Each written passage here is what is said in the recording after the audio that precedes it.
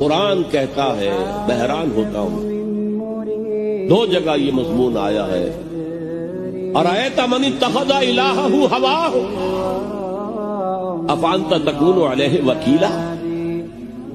اے نبی، تم نے دیکھا اس شخص کو، اس کے حال پر غور کیا جس نے اپنی خواہش نفس کو اپنا الہ بنا لیا ہے۔ اللہ اکبر، الہ، لا الہ الا اللہ، کلمہ توحید کا مرکزی لفظ یہاں آ رہا ہے، من اتخذ الہہ ہواہ، جس نے اپنی خواہش نفس کو اپنا معبود بنا لیا، الہ بنا لیا۔